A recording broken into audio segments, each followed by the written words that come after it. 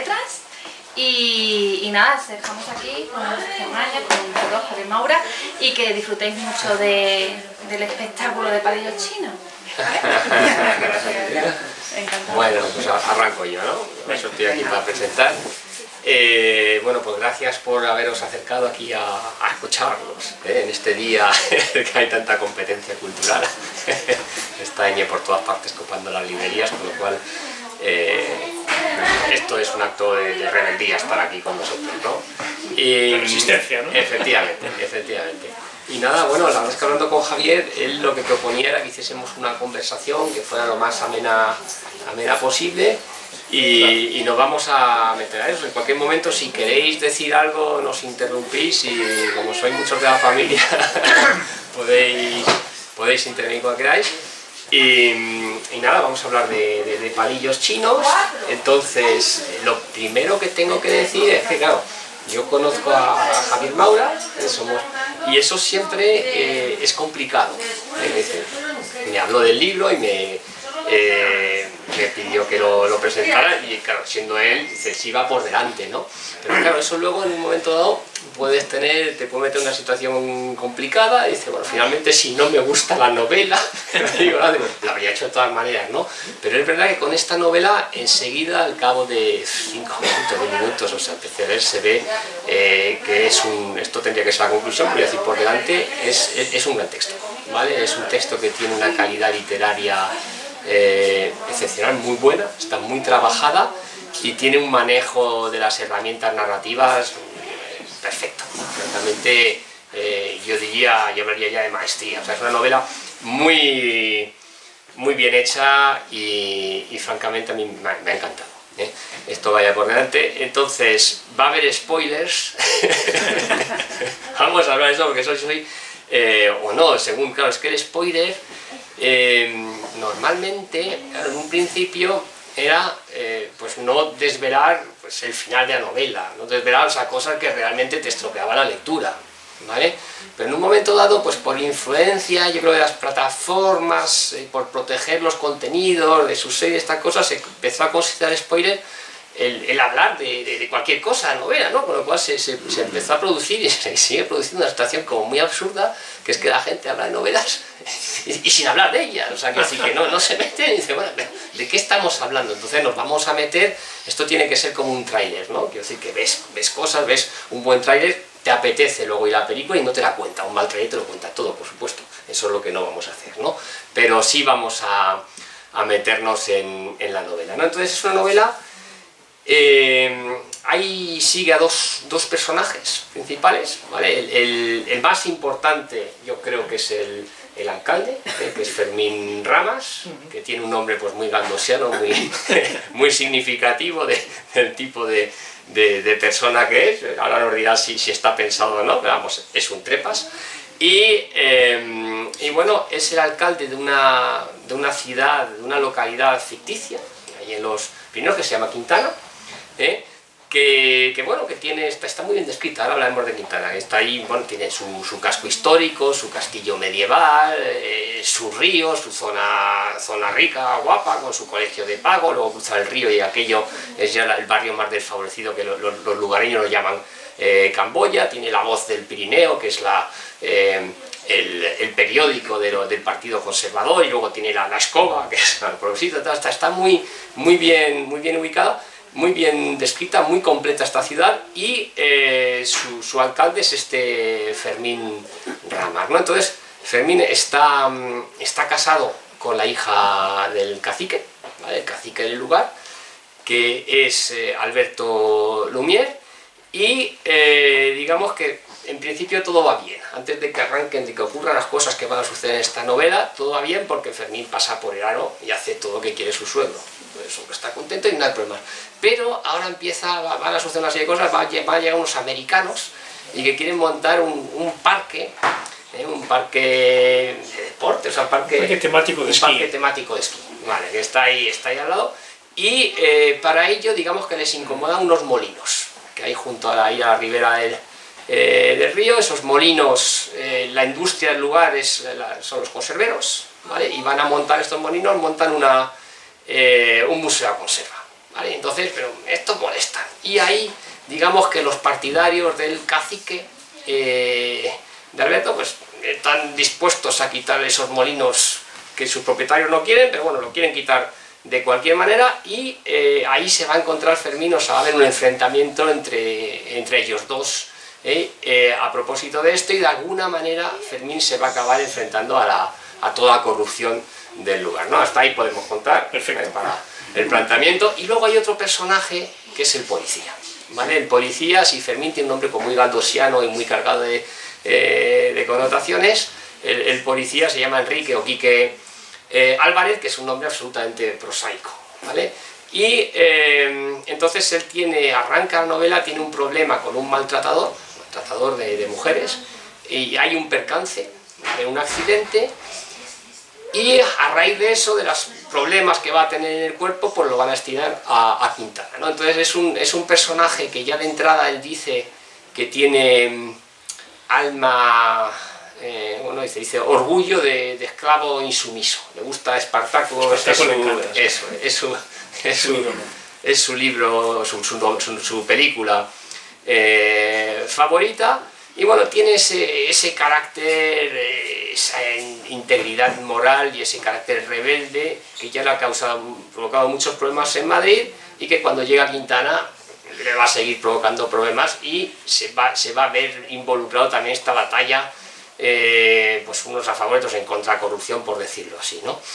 Entonces, bueno, eso es un poco el planteamiento, ¿vale? Y yo lo primero que te quería preguntar, es verdad que el libro es híbrido, porque son capítulos alternos. Un capítulo sigues al policía y un capítulo sigues al alcalde, ¿vale?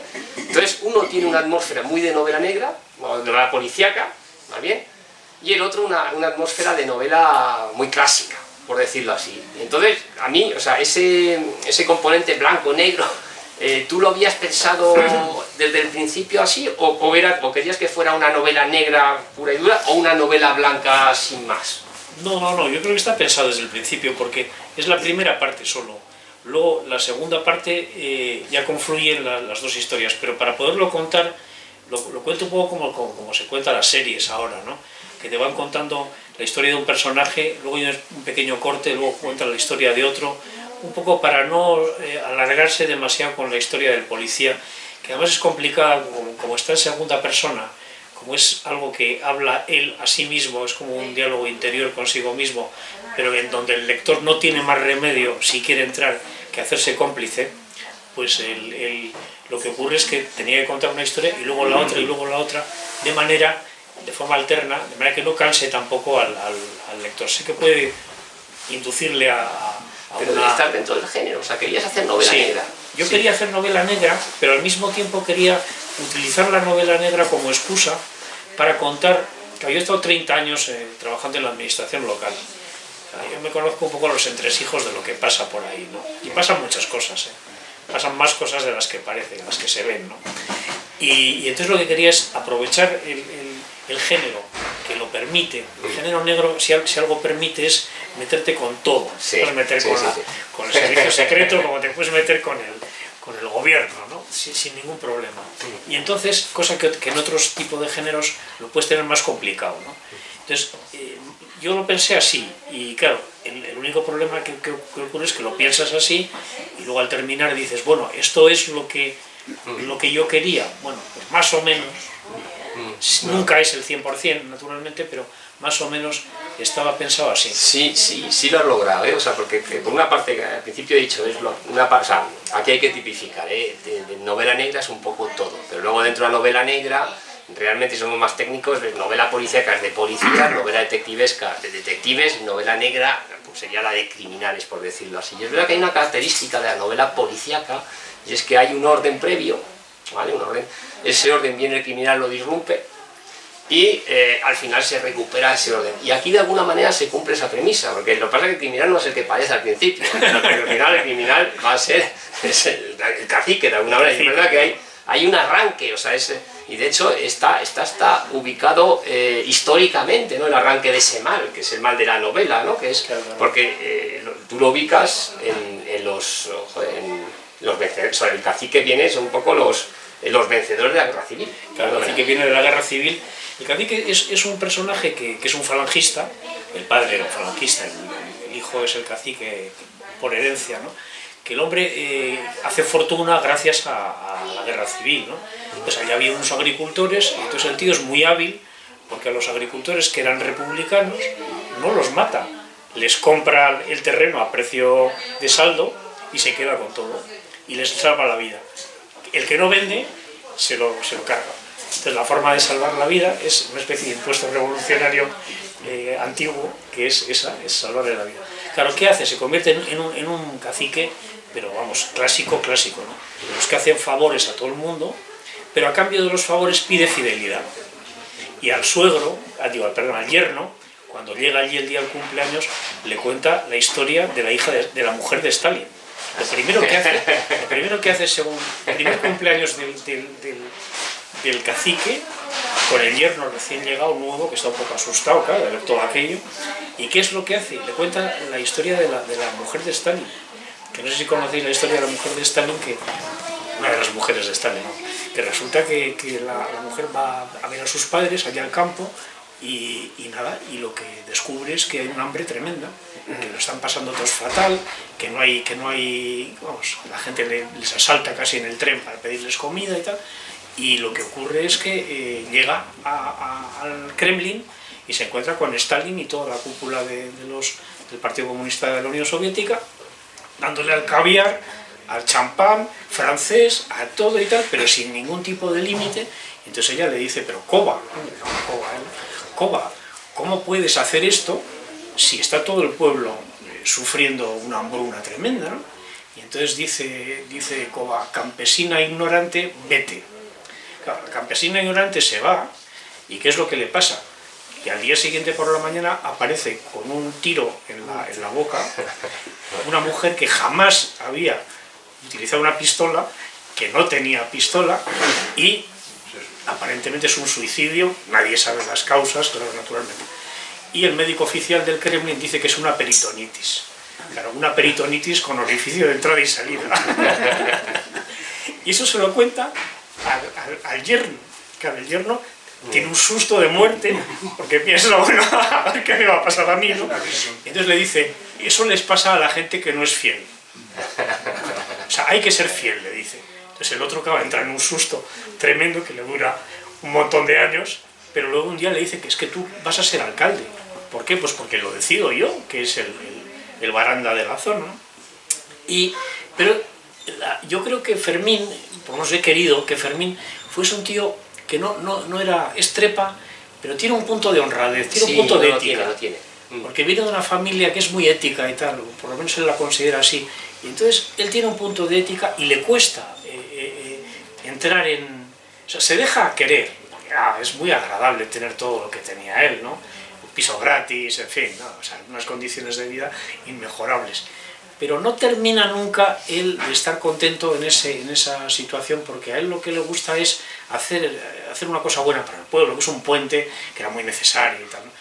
Y al final, claro, el tío dice, joder, yo por el puente doy todo, porque es mi carrera política, es mi objetivo, ¿no? Pero, claro, luego está el suegro y sus intereses, que no son exactamente los mismos que el suyo, y entran en conflicto. ¿Y todo eso lo tenías pensado? O sea, cuando arrancaste la novela, ¿tenías los personajes y te fue saliendo la historia, o tenías todo el policía, sí. El policía sí. El policía ya lo tenía perfilado, porque ya he hecho algunos cuentos de ese policía. Es un policía de raza, es un tío de raza. Es un tío de raza, sí. Pero es un policía que tiene una forma de pensar que es un poco peculiar, ¿no? Porque él es un poco resentido social. Sí. O sea, es un resentido social. Sí. Es el hijo de un policía armado de la época de Franco, de los que llamábamos grises, que no sé si os acordáis, algunos no, otros sí. Y depende de la edad, el que se acuerde de los grises, mal asunto. ¿Verdad, Sofía, que tú no te acuerdas? Mal asunto. Y nada, pues el hombre, pero claro, tiene ese complejo de ser buen policía. O sea, eso que tenían, que en la margen izquierda de la ría dicen el buen obrero, ¿no? Sí. El buen profesional, el buen tornero, el buen tal, que luego de alguna forma eso se ha perdido, ¿no? Un poco sí. En el mundo ese de ganar más dinero, ¿no? Pero el buen y ahí lo que no sabía, que venía de otros cuentos o de otros materiales previos, y eso se nota, o sea, quiero decir que es verdad que está decir trabajado, justamente, voy a leer el arranque porque me parecía que es que entra muy bien, o sea, me gusta mucho, todo el primer capítulo es casi como un cuento, o sea, es muy perfectito, y el segundo también, funcionan como unidades autónomas y están como muy redondas, y es verdad que se entra en materia, o sea, yo siempre creo que el primer párrafo es tu presentación en sociedad y no puedes fallar, eso, y aquí es verdad que arranca como tiene que arrancar, ¿no? Y dice: no te arrepientes de haberla amenazado, como subinspector de policía sabes que cometiste un delito, pero fue necesario. No te sientes mal únicamente por ti, sino por las miserias humanas que ves a diario. Por todas partes, mires a donde mires, no solo hacia ese hijo puta maltratador que acaba de echarte de su casa.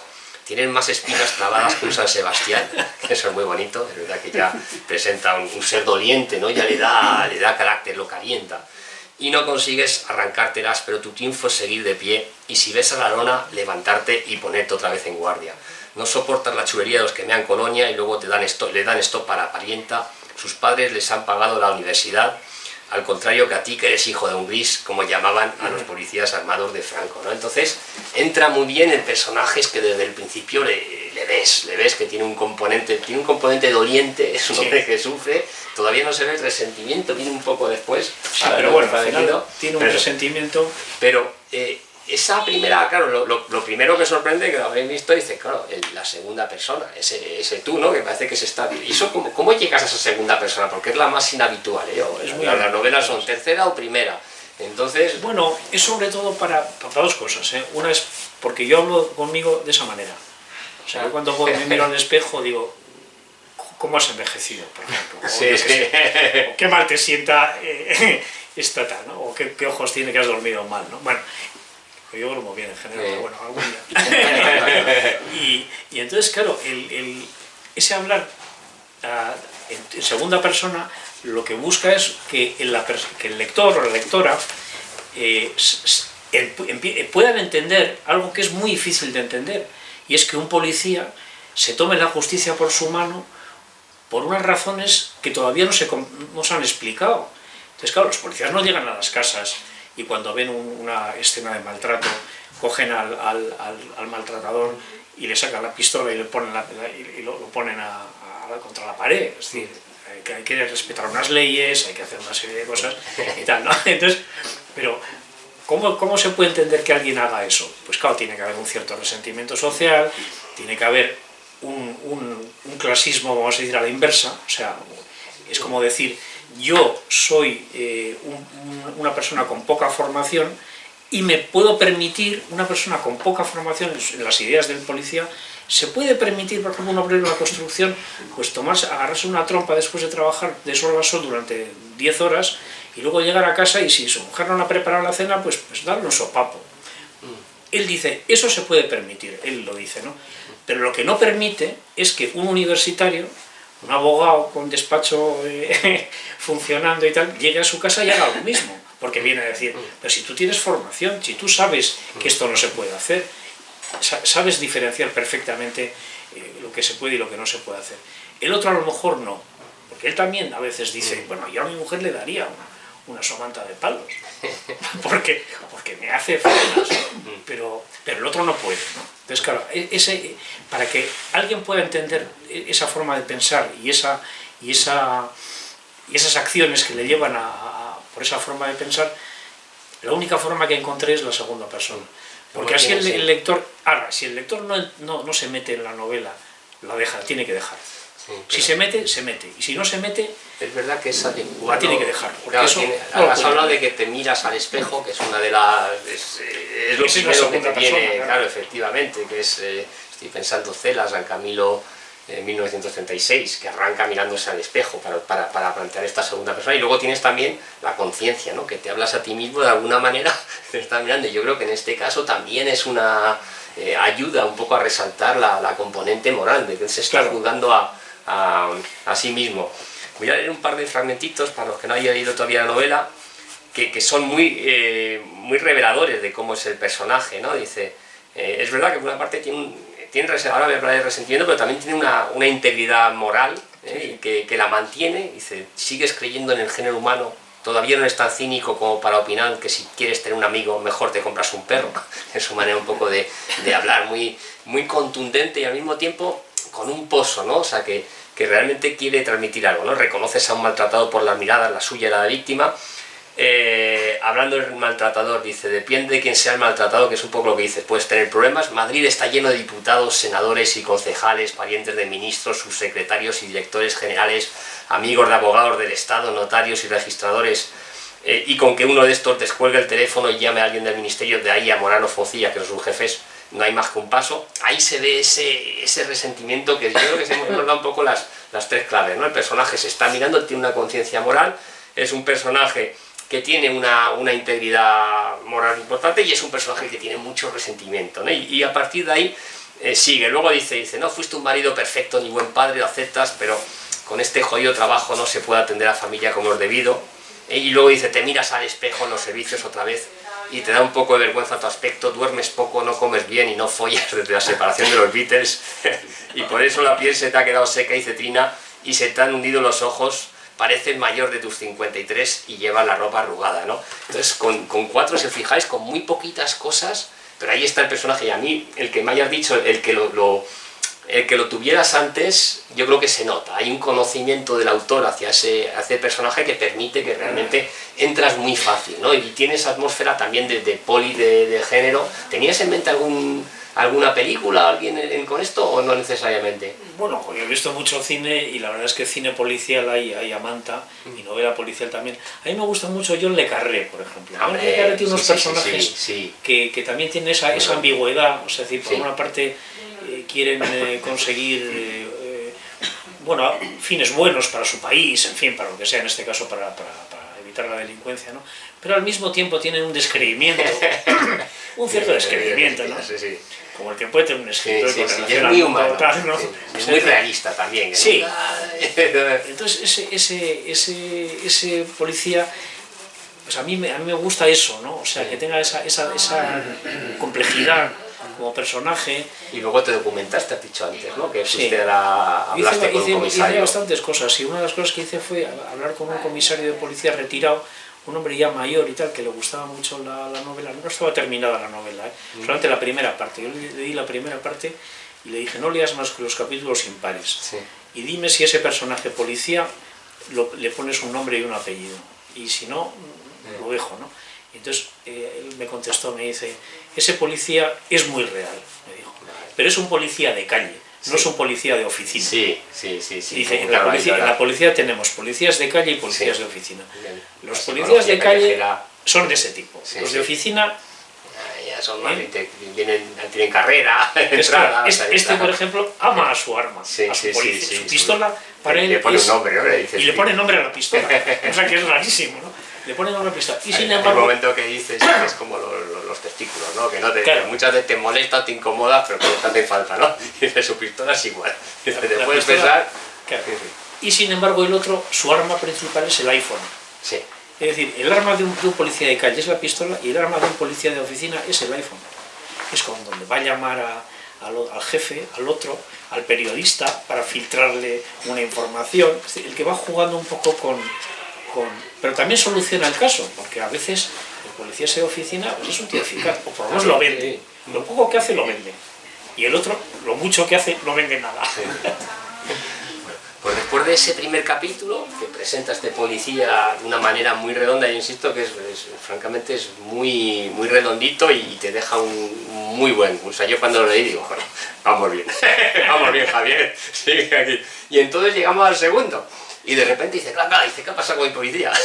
Y aparece el alcalde, ¿no? Y aquí arranca, y lo primero que salta a la vista, bueno, es la tercera persona, habla de ella, dice, los alcaldes somos los políticos que peor lo tenemos en España, pensaba Fermín. Los ciudadanos nos acosan con sus pequeñeces, los funcionarios con sus legalismos, el partido con sus imposiciones y para colmo el procedimiento electoral nos examina casi cada año. Un diputado nacional, continuaba, no tiene que preocuparse más que cada 4 años y un eurodiputado ni te cuento, pero nosotros que estamos abajo del todo escalafón no descansamos nunca, ¿no?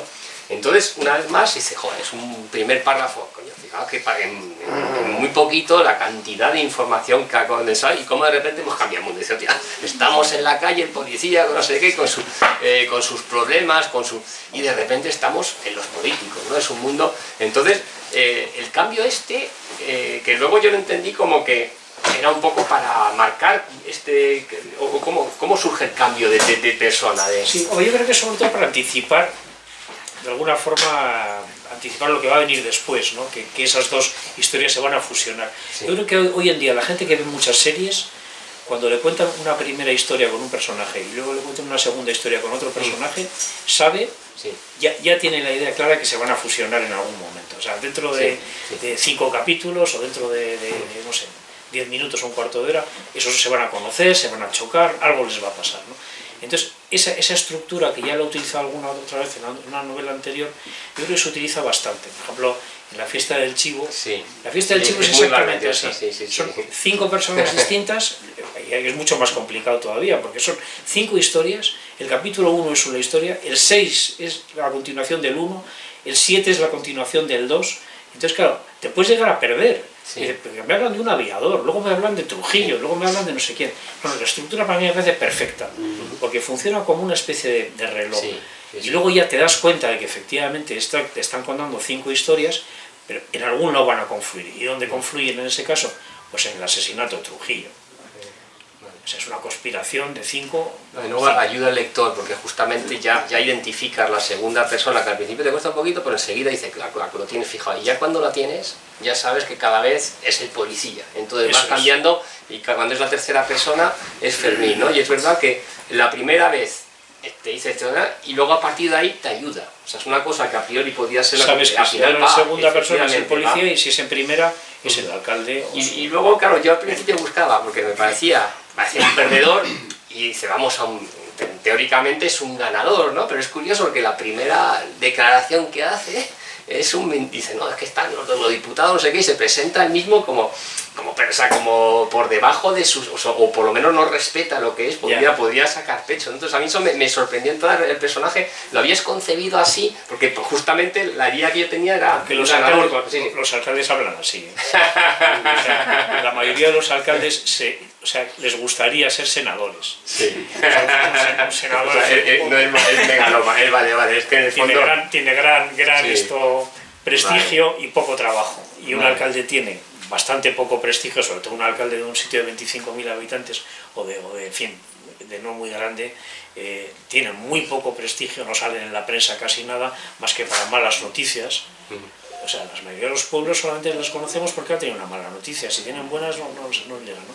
Y entonces ellos siempre piensan que son como la parte baja, ¿no? Sí. Es la parte baja. Y claro, él al mismo tiempo... que ven. Claro, él al mismo tiempo es un tío que vive bien y tal, y que está en el mundo este del cacique y todo esto, ¿no? Y está muy bien tratado en el pueblo. Y sin embargo, al llegar a la alcaldía, se da cuenta de que dice, bueno, los funcionarios están todo el día diciéndome que estoy incumpliendo la ley. Sí. Que el otro abusa de mí porque me dice tal. Me han metido en la candidatura gente que ni conozco de nada. O sea, porque los alcaldes no hacen en general las candidaturas. Viene el partido, les coloca y claro, dice, yo he colocado 2, pero los otros 7 me los ha colocado una dirección de un partido y ¿qué hago con este, que es un garrulo, pero que es allí de toda la vida del partido? Pues a cultura. Luego ahí viene, o sea, hay momentos que él mismo explica, o sea, el título, Palillos chinos, dice que la política, claro, que no puedes tocar una cosa sin que de repente se descoloque todo, ¿no? Y él se siente un poco frustrado, decir, joder, que todo es complicado. Si quieres ayudar a los conserveros, se cabrean. Es como va a pasar en Bilbao hace poco, ¿no? Resulta que con la pandemia pusieron un montón de terrazas. Entonces la gente se acostumbró a las terrazas, gustaba todas las terrazas, nunca se había visto en Bilbao tantas terrazas, ocupando plazas de aparcamiento. Pero ¿qué ocurre? Que termina la pandemia, pasa un año y de repente hacen desaparecer todas las terrazas. Entonces la gente dice, bueno, ¿para qué? ¿Para poner qué? ¿Coches? ¿Aparcamientos? Sí, para poner aparcamientos. Entonces claro, si quieres beneficiar al hostelero, dejando las terrazas, le fastidias al otro que quiere aparcar el coche. O sea, no hay forma humana de contentar a todo el mundo a la vez. Y entonces, eso, Sí. que no lo había vivido, porque había sido abogado en ejercicio, en un De despacho, repente lo descubre, la el complejidad despacho del de la suegro, sociedad. el despacho del suegro, que vamos, allí le vienen todos los asuntos y vive muy bien, ¿no? Pero claro, ahora de repente se encuentra con que le han metido colaboradores que no quiere, le han metido funcionarios que son de allí de toda la vida y que le marean la perdiz como quieren, ¿no? Etcétera. Y entonces el hombre, una vez que ha visto todo eso, dice, soy Sí, sí. el tío más sufrido del país. Es un encaje muy imposible. Y luego, antes has dicho que en la primera parte, que te has documentado, ¿vale? Pero lo que se nota en esta segunda es que no te ha hecho falta documentarte. Se nota que conoces perfectamente todos los entresijos administrativos de la política local, porque evidentemente es un pueblo ficticio, Sí, ¿eh? sí. Pero está claro que lo controlas, ¿no? Hombre, claro, 30 años en un lugar, si no aprendes... Bueno, pues eso se nota muchísimo, ¿vale? Y eso es de las cosas más gratificantes, que uno siente ese pozo, ¿no? Y que sientes que esos dilemas, ¿no? Morales y tal, que están muy... y lo plasmas muy bien, y realmente como lector se recibe, ¿no? Y nada, bueno, pues estos son los dos... bueno, sí, quería decir, muy rápidamente también, igual que enseguida al policía se entiende cuál es su conflicto, muy rápidamente con Fermín aparece su suegro, ¿no? Y desde el principio ves, se plantea el conflicto que va a tener, ¿no? En un momento está charlando con su suegro y dice, a Lumbier no le gustaban las conversaciones rápidas tipo San Pablo, prefería ir paso a paso, había que acostumbrar al chico... conversiones. Sí. Uy, perdona, sí. Las conversiones. Había que acostumbrar al chico a manejar dinero y a gozar de la buena vida. Después de convencerle de que la desigualdad permite gestionar la economía a los mejor preparados, más tarde canalizar su afición a la política hacia los conservadores sin que deje de considerarse social X, y por último, y siempre que se porte como Dios manda, está bien, Dios manda, ir dándole poder hasta, quién sabe, hacerle su sucesor, ¿no? Entonces ya ves ahí la relación con su suegro, que está en una posición, y ya ves el desarrollo, claro, que el suegro tiene previsto para el personaje, y ya ves el conflicto que en algún momento se le va a Porque el suegro tiene una hija única y él es un poco machista, bueno, un poco no, es enormemente machista. Tiene una hija única, entonces él lo que hubiera querido es tener un hijo, pero su mujer ya no pudo tener más hijos más que la hija primera, ¿no? Entonces, claro, como a la hija no la puede dar, no la quiere dar, el cargo de seguir de continuar con caciquesa, no parece que sea un tema que él lo ve, entonces el yerno es el tipo ideal, pero al yerno hay que domesticarlo, o sea, hay que enseñarle a vivir bien primero. Sí, la conversión la tiene muy clara. Pues poco a poco lo vas llevando al terreno que te interesa a ti, al cacique, y al final, si se porta bien, le voy a dar la manija o el timón de esta nave para que sea mi sucesor, porque él ya se ve mayor. Sí. El problema de esta gente es que ya se ve mayor, se ve que está como a 5, 6 años, 10 años de retirarse, y dice, ¿y quién me va a suceder? Entonces, este sería el tío ideal, pero claro, el problema es que luego llega el conflicto, y en el conflicto pues ya entramos en un terreno más complicado. Y ahí ves, los dos tienen, o sea, el tipo de conflictos que van a tener tanto el policía como el yerno, ¿no? Y luego hay otro tercer personaje clave en la novela, que es la propia Quintana, o sea, el propio pueblo al que va a llegar el policía. Evidentemente Fermín ya está, es el alcalde, ya está lidiando con toda la sociedad, y es verdad que está muy bien dibujado, ¿no? Está el Partido Conservador, está el Partido Progresista, ves la administración local, ves el cacique, su familia, ves los diferentes barrios, lo que pasa en Camboya, o sea, realmente la sensación es, la geografía está muy bien dibujada, ¿vale? Y la sociedad la entiendes muy bien. Entonces es verdad que tú me dices, Dios te está preguntando, pero bueno, ¿existe, no existe?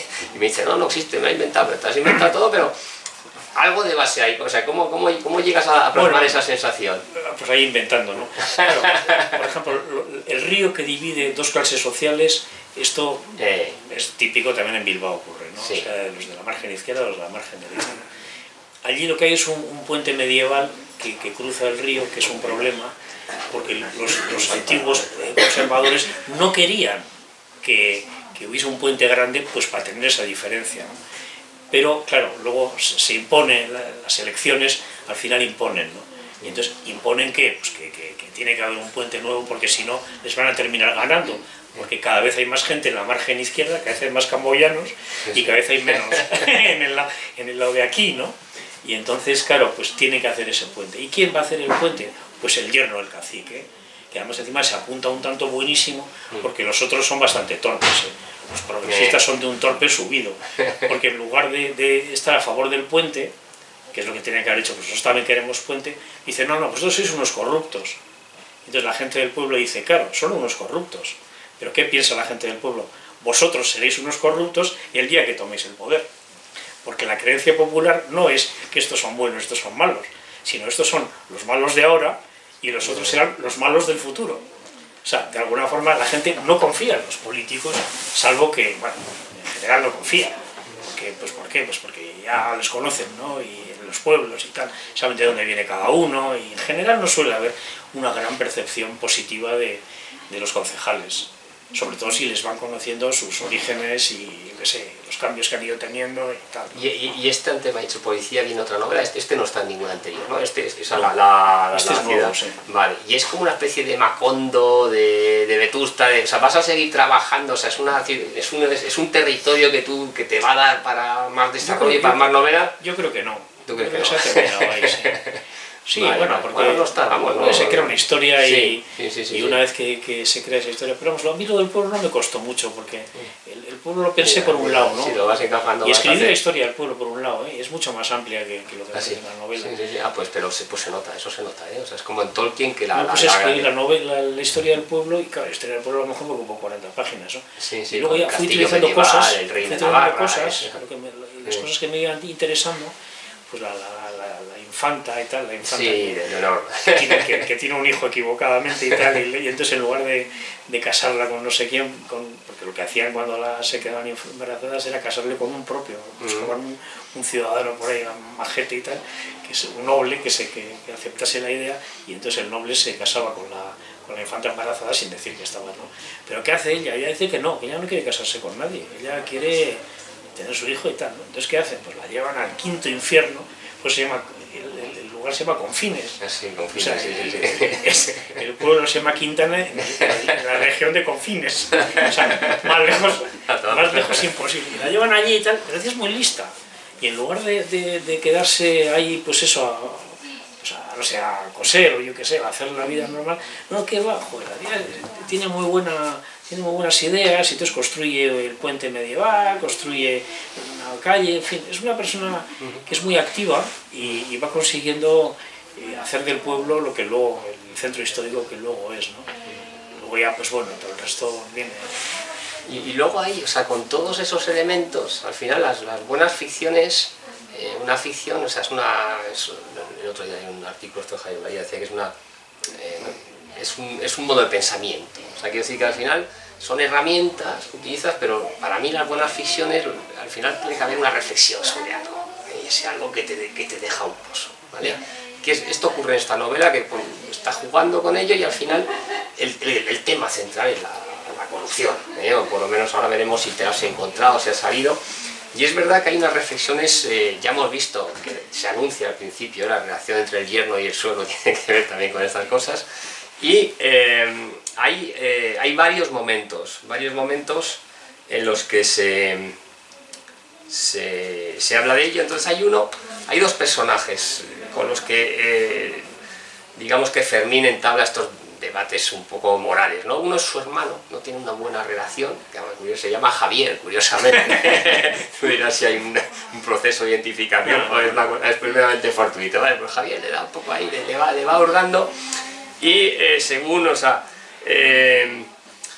Fermín tiene la sensación de que le tiene envidia, y siempre está, y entonces en un momento hay esta conversación que le dice, donde Fermín declara que la política no le cambiaría, ¿no? Y ahí dice, Javier no cejó, me hizo un comentario que le dio, si no te ha cambiado ya, hermanito, ¿vale? Y el otro enseguida contesta irado, dice, ni he sido, ni soy, ni seré nunca un corrupto, para empezar, porque no lo necesito, tengo dinero suficiente para que vivamos de puta madre yo y mi familia, y para que no te surjan dudas, te diré lo que entiendo por corrupción, servirse del cargo público para lucrarse personalmente de forma ilegal, las dos cosas a la vez, el lucro personal y la ilegalidad.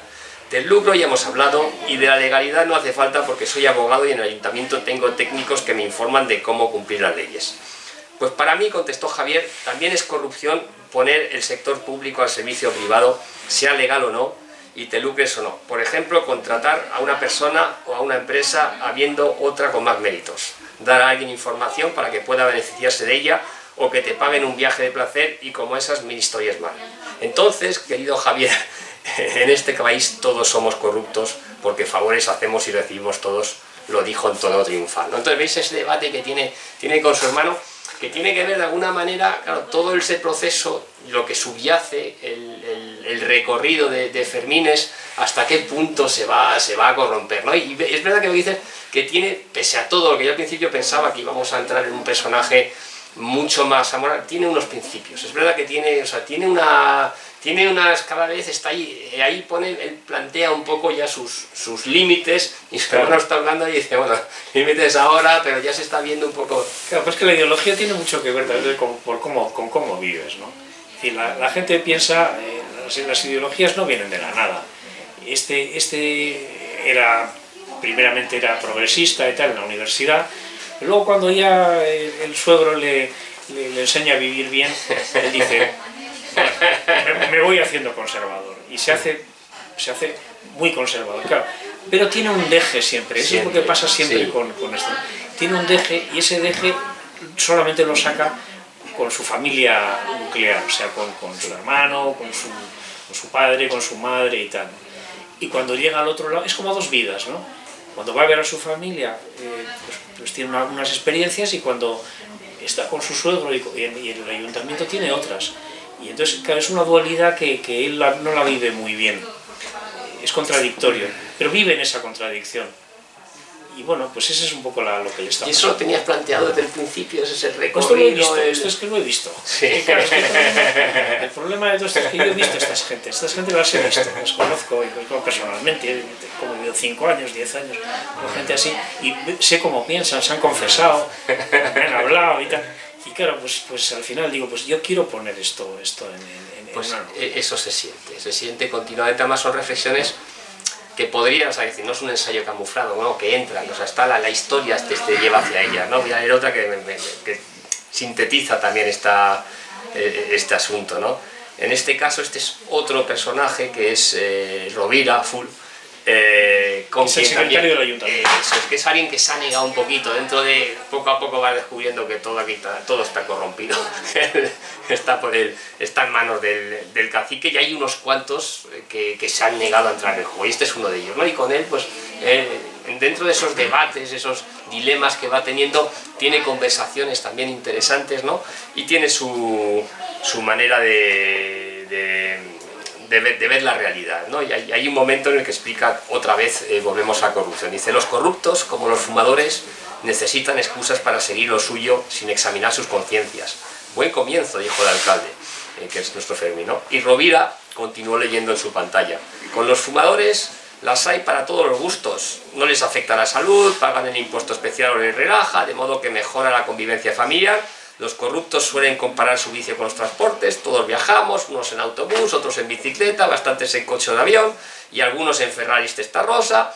Comparan al funcionario que llama a casa por teléfono de su trabajo al jefe de negociado que acepta un décimo de lotería de un proveedor con quien mantiene cuentas millonarias en paraísos fiscales, o con el secretario que escribe artículos en el Ordenata Municipal, confesó Rovira divertido, y siguió leyendo. Vienen a decir, cada cual coge lo que su posición le permite coger, un bolígrafo, un maletín, y de ahí deducen que la corrupción no es tanto una cuestión de culpabilidad o inocencia, sino de la posición que se ocupa, ¿no? Y por lo tanto algo inherente a nuestra cultura. Y entonces ahí, claro, es una vez más estas reflexiones que concentran una experiencia vital, o sea que podría ser, en una serie B, podría ser y aquí en cambio notas ese pozo, ¿no? Y es algo que, entonces yo quiero saber, eso desde el principio dices, coño, voy a hacer una novela sobre la corrupción, o sea, ¿es un tema que quiero abordar o va saliendo? Bueno, claro, es que intentar hablar de un ayuntamiento y del poder en general, porque esto al final es una reflexión general sobre el poder, ¿no? Sí. Sobre la parte municipal, ¿no? intentar hacer una reflexión sobre el ayuntamiento sin ver un poco estas cosas que pasan, ¿no? De pues cómo hay que adjudicarle al amigo. O sea, en el derecho administrativo todos son iguales, ¿no? Pero hay ese principio que Alejandro Nieto, que era un especialista en derecho administrativo, decía que los ayuntamientos, la corrupción, funcionan de esta manera. Dice, al amigo el favor, al enemigo el horror y al indiferente la ley vigente. Claro, ¿qué pasa? Que al amigo hay que darle todo. Al amigo plata, al enemigo se le favorece, ¿no? Por ejemplo, ¿no? A Florentino Pérez pues hay que darle, como decía antes de empezar, decía mi amigo, le han dado la posibilidad de hacer el Bernabéu en el centro de una ciudad y tal, unas prebendas que no se le dan a nadie, por ejemplo, ¿no? Sí. Al enemigo se le machaca, o sea, se le hace de todo para que no pueda prosperar. Y la ley vigente es para el indiferente. Entonces, este es un poco el principio de los ayuntamientos, yo diría, de toda España, sin ninguna excepción. O sea, hay gente que te entra derecho al despacho del alcalde y nadie sabe cómo entra. Bueno, entra como el pequeño Nicolás entraba en el Ministerio de Hacienda. ¿Cómo puede ser que un tío de 21 años entre en el Ministerio de Hacienda y se meta a hablar con un director general, un tío que no es nadie, ¿no? Pues igual que pasa eso, pues lo ves. No, pero hay ese posibilidad, al final casi toda novela de alguna manera, no sé si voluntariamente o involuntariamente, es una anatomía de casi la corrupción, ¿no? Y luego hay un momento que ya sí que se apunta a ciertos ya culpables, ¿no? Por decirlo así, habla mucho de los partidos políticos, ¿no? Y dices, los partidos mantienen una apariencia democrática, aunque en realidad a los líderes nacionales, defiendo que España, esto lo dice Carlos Full, está hablando con Full, dice, está hablando con su secretario otra vez. Dice, pues defiendo, dice el secretario, que España es una democracia sostenida por pequeñas dictaduras, los partidos mantienen una apariencia democrática, aunque en realidad los líderes nacionales los nombran los varones regionales, y a los varones regionales, los caciques locales, que nadie sabe cómo se eligen, como tu suegro, sin ir más lejos, ¿no? Fermín bebió de su botellín, dirigiendo una mirada probatoria a Rovira. Y luego hacia el final hay otro momento en el que igual se habla del nuevo caciquismo, ¿no? Y es como ese caciquismo de toda la vida que conocemos en España se actualiza, ¿no? Y es una reflexión también muy pertinente. El nuevo caciquismo, según Mónica, no son ya unas cuantas personas desconectadas entre sí que se reparten el territorio como señores feudales, sino una red de nodos bien relacionados entre sí y con los diversos poderes que actúan en cada espacio de competencias: banqueros, jueces, obispos, periodistas, rectores de universidad, militares o filósofos. Los caciques del siglo XXI no se exponen al público más que lo justo, se ocultan tras organizaciones aparentemente inocuas como foros para modernización, think tanks, fundaciones de pensamiento. Tampoco se queda en el ámbito nacional, como antes te cuenta y te deja con la boca más abierta que el Papa Moscas de la Catedral de Burgos, etc., ¿no? Entonces, esa sensación que yo he tenido es muy... Quiero decir, escogido, no es escogido estos fragmentos, porque está ahí, la textura general es la ficción, estás viendo, y la reflexión se hace más bien a través de la ficción, como tiene que hacerse una novela, pero de vez en cuando hay esas reflexiones y que al final cierras el libro y tienes la sensación de, digo, joder, de tener una reflexión, toda la novela para mí es una anatomía de la corrupción, ¿no? Y sobre todo de una manera de alguien que la ha vivido, que la ha visto, porque tú lo puedes ver por lo de siempre, una serie B, o yo que no conozco la administración local como tú, lo puedo hacer esta reflexión. Pero claro, hay algo que se te cae, ¿no? Y de repente cuando es una visión auténtica y vivida, te dejas el pozo. A mí es lo que personalmente más me ha gustado. Y eso tampoco, eso ha salido naturalmente, ¿no? Bueno, sí, claro, es que es que no puede ser de otra manera, ¿eh? Quiere decir que si intentas crear una ficción para ocultar la realidad, no, yo lo que veo es una realidad. Durante años y años la he visto. Entonces, ¿qué he ido haciendo a lo largo de esos años? Pues hombre, no digo que haya ido tomando notas, pero sí que me ha ido llegando, y entonces he ido haciendo como una síntesis de lo que significa pues la administración española, ¿no? Especialmente la local, que es la más fácil de... Sí. Mira, yo no podría hablar de un ministerio porque me quedaría... Es un microscopio, fallaría como una escopeta feria, pero de la administración local me he atrevido. Y es muy importante la administración local porque hay mucha menos ideología. O sea, tú vas al gobierno central, o Europa también, ¿no? Y hay una enorme ideología. O sea, sin embargo, vas a la administración local y en la administración local hay mucha menos ideología. Hay mucho más de alguna forma la administración que es la ropa que está pegada a la piel, ¿no? Que no se ve, pero es muy importante también. O sea, uno se siente mejor o peor también en función de la ropa que lleva pegada a la piel, aunque no se vea, ¿no? Entonces, esa es la administración local frente a la administración autonómica o la administración del Estado. Entonces, claro, ¿qué pasa? Que es mucho más social que ideológica. El vecino se puede acercar de un alcalde de un pueblo de 50.000 habitantes con bastante más facilidad que irse, por ejemplo, al Ministerio de Agricultura, un agricultor, para ir a hablar con un director general, ¿no? O sea, entonces, eso hace que bueno, pues que sea más complicado por una parte. Sí, porque es más sutil, la corrupción es más fina, que decía, todo es, y que la gente pide favores, claro, sí, sí. porque la gente lo pasa mal y entonces va y pide un favor, y claro, pues le tienen que decir como que sí, como que no, en función de las circunstancias y tal. Y bueno, y luego en el pueblo hay una cosa que a mí me gustaría comentar, y es que en el pueblo solamente hay un periódico, que es un periódico, vamos a decir, provincial, de la zona de confines, pero que es el periódico que leen todos. Entonces, ¿qué ocurre? Que lo que dice ese periódico es la gran verdad, es la verdad universal. Claro, esto hasta que aparecen los digitales en Internet. En el momento que aparecen los digitales en Internet, claro, ya se acaba el asunto, porque la gente desde casa con el ordenador no tiene por qué leerse solamente La Voz del Pirineo, que está compradísimo, sino que se puede leer La Voz del Pirineo y se puede leer lo que le dé la gana, ¿no? Y aparecen algunos periódicos en donde se empiezan a destapar pues historias antiguas y tal. Entonces, ese tema hace que ese pueblo empiece a despertar.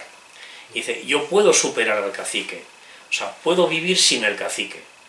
Y entonces, claro, cuando alguien imagina ya que puede vivir sin el cacique, es el primer paso para acabar con el cacique. O sea, si tú imaginas una cosa, la puedes hacer. Si no te la imaginas, no la puedes hacer.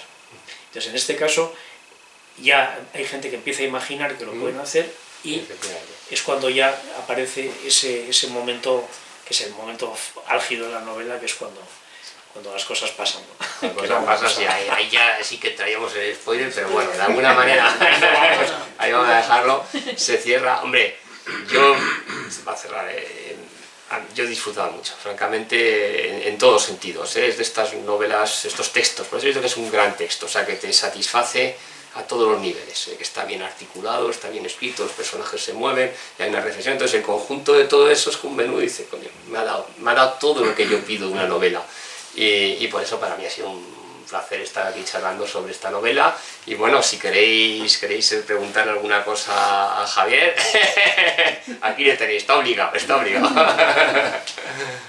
Pues no sé, preguntarlo. Hay una cosa que no habéis contado. Dime. Que en mitad de todo esto ocurre un asesinato, o sea, en realidad es una novela en ese sentido.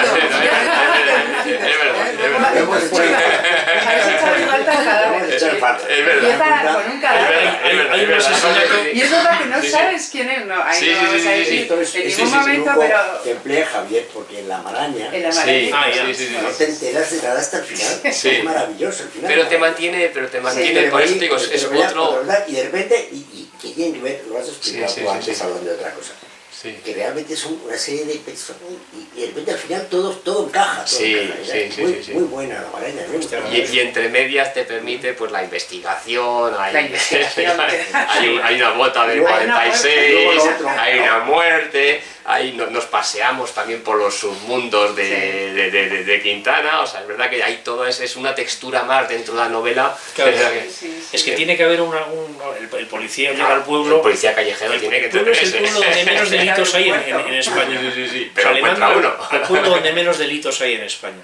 Y entonces, un poco como un destino de esos como cuando el Vaticano le nombra cardenal de no sé dónde, un sitio perdido, ¿no? Una patadona hacia adelante, ¿no? Entonces, el ascendente. Entonces, claro, ¿qué pasa? Que llega al pueblo y en el pueblo dice, bueno, aquí pasa algo, no pasa nada, esto es un sitio tranquilo y tal, ¿no? Y entonces de repente dice, bueno, sí hubo un crimen hace un par de meses y tal, pero no se ha esclarecido porque no hay forma de esclarecerlo. Entonces él dice, pero ¿cómo habéis hecho la investigación? Pero ¿qué mierda de investigación es esta? ¿Pero qué habéis hecho? Entonces el policía es policía de raza. Entonces se lanza, investiga, tal. No suelta. Allí hay tanto respeto, hay un respeto reverencial a las familias dominantes, que no son solamente la del cacique, sino hay alguna otra familia dominante que no es tan dominante, pero que también tiene... Allí los dominantes tienen caballo. O sea, el que tiene caballo es dominante y el que no tiene caballo no es dominante, ¿no? Entonces, hay dos que tienen caballo, y los dos que tienen caballo, uno es el cacique, ¿no?, la familia del cacique, y otro es este, que no es el cacique, es el hostelero. Es un hostelero que viene de familia bien y tan antigua y tal. La cosa es que no se atreven a interrogarle, a preguntarle. Dice, yo vi el coche ahí aparcado y tal, y entonces nadie le pregunta qué marca era ni nada, porque como es un señor que tiene caballo, pues los policías de a pie, ¿cómo le van a preguntar a ese señor? Nada, le van a molestar en su tranquilidad y en su vida de hostelero y de esto, ¿no? No, y eso también es un buen contrapunto, de acción, de tal, vas a los... te paseas, ¿no? Mientras que el otro pues es más ambiente de despacho administrativo, y bueno, y al final todo el conjunto es una paleta muy rica, ¿no? Efectivamente, todo confunde, y tiene, hombre, aquí sale una buena serie, si se quiere, o sea, realmente tiene los elementos, los ingredientes, y es muy rico, o sea, todo el universo. Ahora no me extraña lo que me has dicho, que has trabajado en la propia historia del pueblo, o sea, todo confluye, es verdad, que da una sensación, son 300 páginas, pero muy intensas, o sea, concentran muchísimas cosas, o sea, sensaciones de estar en un universo muy rico, y es verdad que es muy satisfactorio. Pues yo te agradezco profundamente la... Bueno, pues oye, si queréis... si queréis quería hacer algún comentario. Sí, sigue, ahí pincha un poco. Lo ha dicho ella, es que al final no sabemos de qué trata la novela. Nos ha explicado el marco en el que se desenvuelve la novela, muy bien explicado. Pero claro, es una historia de amor, es una historia... Hay un asesinato, ya nos vamos a enterar. El amor llega al final también. Hay de todo. El amor es otra textura que tampoco está mal, está... Hay amor también. Sí, La cuestión parece ser que ya es con la democracia, claro. Sí, es como en 2015 más o menos. Exacto, en esa época ya se ve. Y luego lo que te das cuenta, y yo como historiador lo digo, lo subrayo, es que nil novum sub sole. No hay nada nuevo. Las gentes se mueven exactamente por las mismas razones que se movían en el siglo XI y en el siglo XVI. Hombre, había una serie de condicionantes, porque claro, hoy ya afortunadamente tenemos una libertad y tenemos una libertad de expresión y tal, que eso nos permite, pero que no es tan distinto. Ya te voy a hacer una nota graciosa, ¿no?, curiosa para mí, cuando has hablado de que este hombre tenía nombre con la pistola. Bueno, eso entra en la mejor tradición del romancero. La tizona.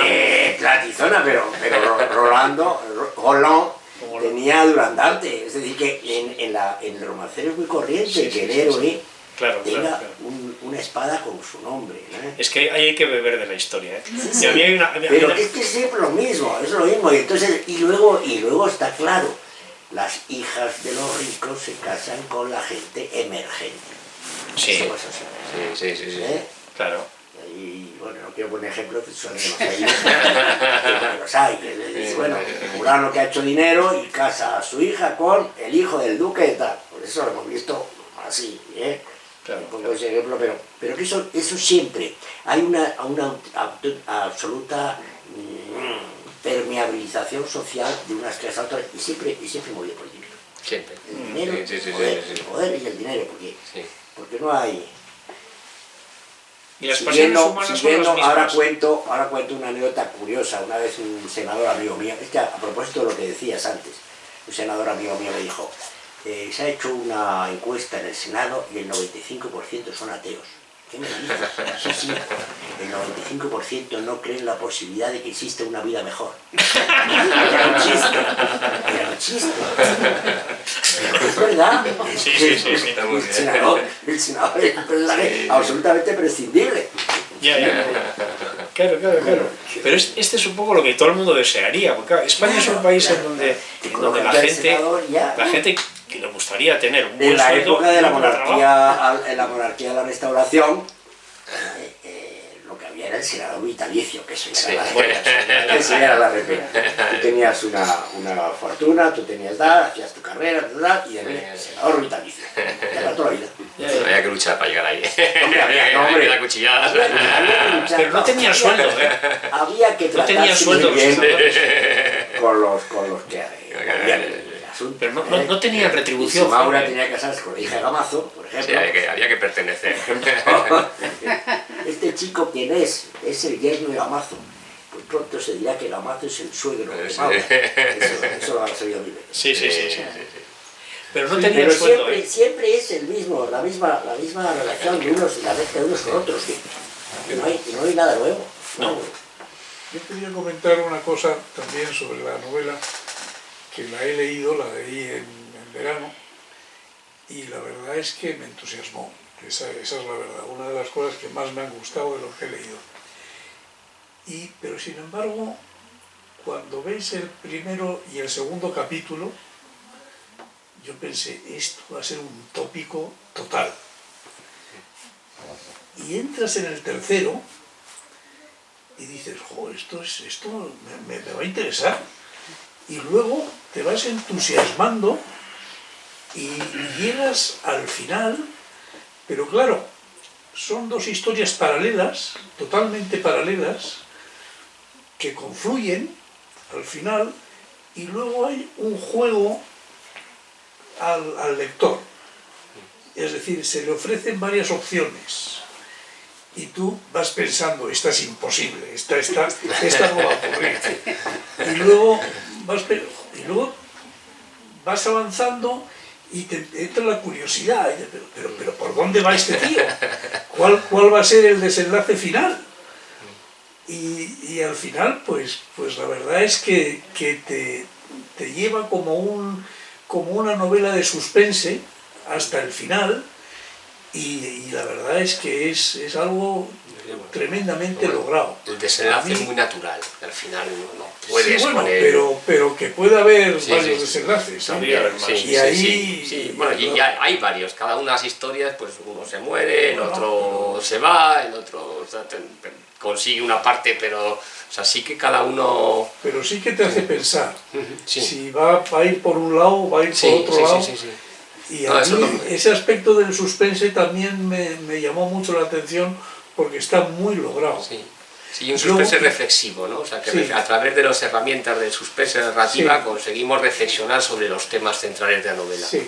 Y luego en los personajes se ve mucho la influencia de John le Carré. Sí.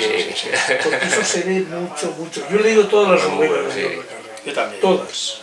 No he dejado ni una. sin embargo. Y se ve esa sensación como de insatisfacción interna del personaje que puede llegar a ser muy importante, pero está tremendamente insatisfecho en el interior, en fin. Ese aspecto, y eso se ve mucho en la novela también, los personajes. A mí me entusiasmó, la verdad. Hay una cosa Por eso lo dije. en la primera parte... Hay que leerlas. Hombre, hay que leerla totalmente buena. porque Jaime, es que te entusiasma. No, pero es verdad, realmente es muy buena, es objetiva, A mí me un muy buen entusiasmó, texto. me entusiasmó. Y luego es curioso porque la primera parte sí que se siguen en paralelo las dos historias, alternando capítulos, primero el policía, el segundo los pares, el alcalde, y luego hay un momento que entramos a la segunda parte y desaparece un poco el policía. Pero o sea, que has hecho bien, porque la historia iba por otro lado, luego reaparece en algún momento y te funciona igual, o sea, tampoco estás contento con él, y luego cuando reaparece, o sea, que podía haber caído en la trampa de asimetría absoluta, de he marcado esto, Hubiera sido horroroso. y efectivamente habría sido más rígido, habrías tenido que estirar el chicle a cosas que no, y al final has tirado por donde había, y funciona muy bien, y luego de repente reaparecen, ese cruce me gusta mucho, ¿no? Y el policía Se cruzan los dos sí, por se la- cruzan los dos y por la reaparece, ribera del claro, tú río. ya sabes, tú ya conoces al policía como es, y tú ves que este tiene problemas, y estos dos, está claro, ves al perro de prensa que ya se ha dado cuenta de que Pero aquí hay algo, ¿no? es que le dicen, Sí, sí. ha venido un policía nuevo que tiene un historial Sí. bastante fino. Y entonces el tío dice, joder, pues me va a pillar. Y claro, se cruzan, y se medio conocen, no se conocen muy bien, pero algo se conocen. Y entonces cuando se da la vuelta el alcalde a mirar al policía diciendo a ver si me pilla, el policía también se da la vuelta y le mira y le dice algo ocultas, porque nadie mira para atrás. Si no hay algo. Y ese momento es muy bonito porque recuperas, te habías un poco olvidado del policía y de repente le recuperas y le sigues y estás contento de recuperarlo, ¿no? O sea que hay muchos detalles muy bien. Y luego o sea, el policía claro, es muy humano, porque hay un momento en que, bueno, pues casi le vienen a decir, mira chico, no te metas en este jardín porque este jardín es demasiado para ti, ¿no? Obedece las órdenes y vete de vacaciones. Y entonces, claro, se va de vacaciones. Pero tiene la mala suerte de conocer a una chica y se enamora como un perdido, está más solo que la una, claro, y claro, eso le hace también entrar en una contradicción entre ser policía y ir corriendo a resolver los casos, o quedarse con la chica y apostar por el amor, y apostar por el amor. Es otra... Y entonces él está constantemente, pero eso por ejemplo en Le Carré pasa mucho también. O sea, el amor funciona, pero luego también funciona la parte profesional, vamos a decir. Es importante. Y entonces hay que elegir y a veces sale bien, a veces no sale bien. Sí, pero parece una historia de amor hacia el final que también tiene que enriquecerla, es una hebra más, ¿no? O sea, realmente el conjunto otro matiz. Y que le aporta además a él, le aporta no solamente cariño, sino le aporta además una intelectualidad que él no tiene. O sea, él es un tío sin formación y de pronto ahí llega alguien con formación y le va diciendo, le va poniendo un poco en un mundo que le encantaría estar, pero que no ha podido nunca alcanzar. Bueno, luego ya pues veremos lo que pasa. Pero bueno, eso es un poco lo que hay. No, como veis, no sé si os hemos vendido algo. No, o lo hemos conseguido conseguido vender, es que es un texto estupendo, muy meritorio y para disfrutar. Y ahora si os apetece, en un sitio que se llama Chacolí, que hay aquí a mano izquierda, como unos 200 metros, nos espera una botella de vino, si queréis, blanco, tinto, cervecita, en fin, refrescos. Vamos a dar un gran aplauso aquí a Javier.